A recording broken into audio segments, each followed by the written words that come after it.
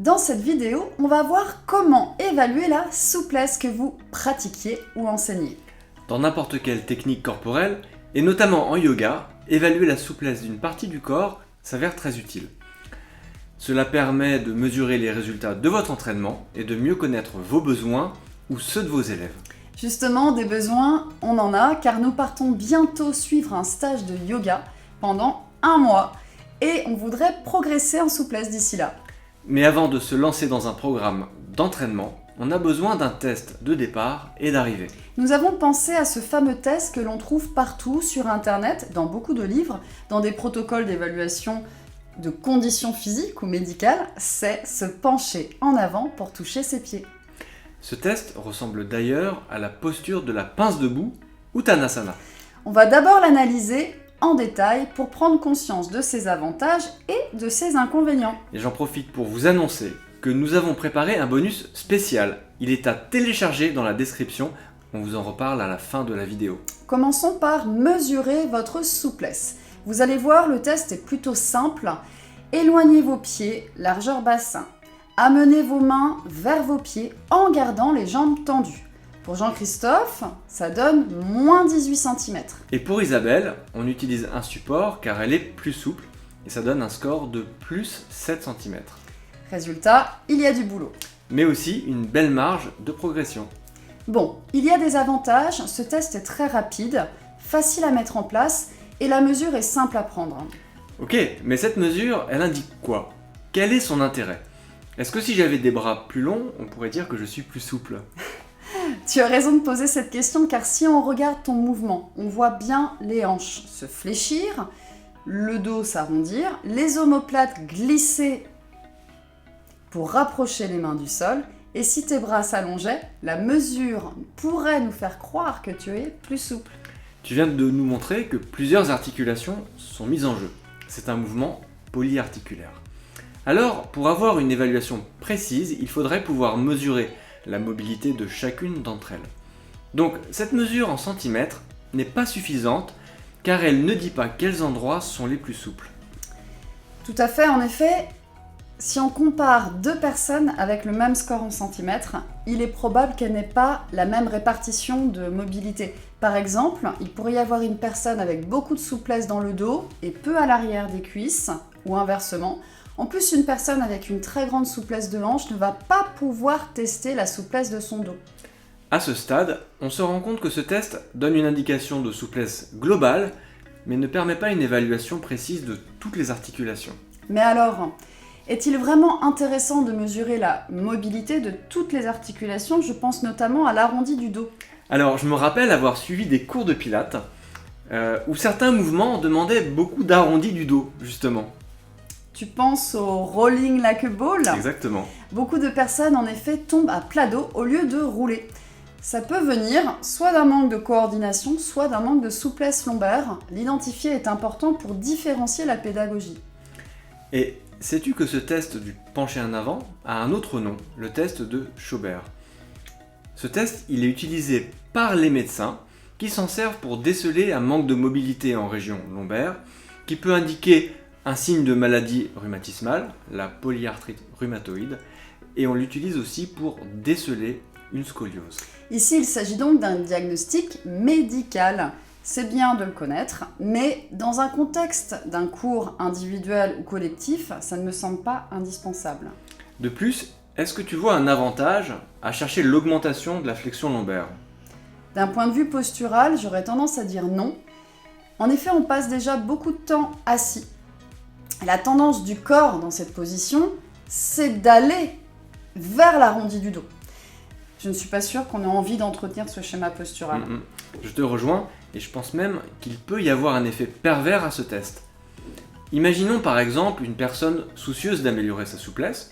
Elle pourrait avoir envie d'utiliser ce test comme un entraînement à faire régulièrement pour progresser. C'est d'ailleurs un mouvement qu'on voit dans beaucoup de cours de gym. Et nous le disions précédemment, il ressemble à la posture en yoga, la pince. Le problème qui peut se poser, c'est que si la personne s'entraîne en cherchant l'enroulement de la colonne, elle va renforcer un schéma déjà très favorisé par le mode de vie actuel. Et ensuite, elle pourrait se dire « Hey, c'est super, j'ai gagné 5 cm de souplesse et c'est très positif, donc je vais continuer à m'entraîner, à pratiquer cet étirement pour m'améliorer. » Et du côté de l'enseignant, s'il se contente de regarder la distance doigt-sol, il n'aura aucune information sur l'endroit où la mobilité s'exprime. Donc ce test ne donne pas une information pertinente pour l'organisation et l'individualisation du cours.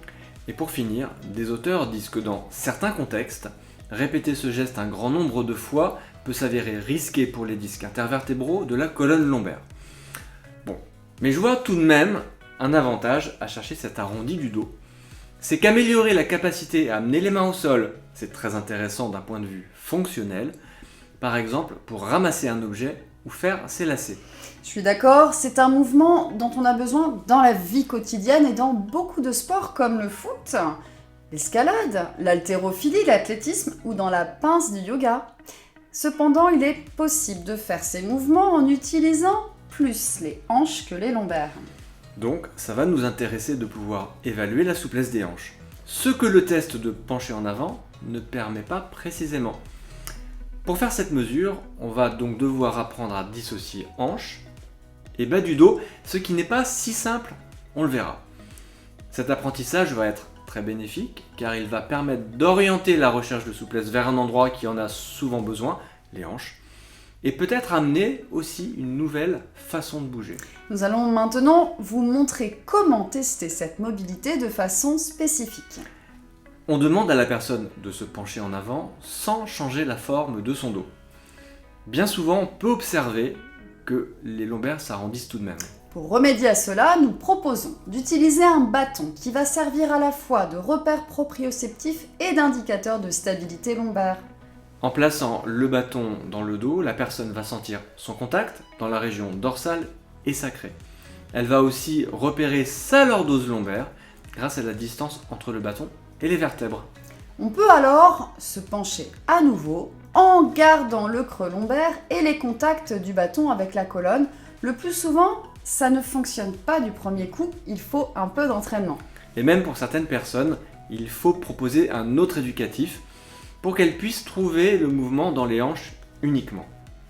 Nous allons le faire assis sur une chaise et imaginer que le buste bouge d'un bloc comme le dossier d'un siège de voiture. On peut d'abord le faire avec les genoux fléchis pour éviter la mise en tension des ischio-jambiers, puis avec les jambes tendues pour se rapprocher de la situation debout. Maintenant, refaisons-le debout afin de mesurer la distance entre les doigts et le sol. Ok, mais rappelle-toi qu'en faisant glisser les omoplates vers le sol, les mains s'éloignent du corps comme si les bras s'allongeaient.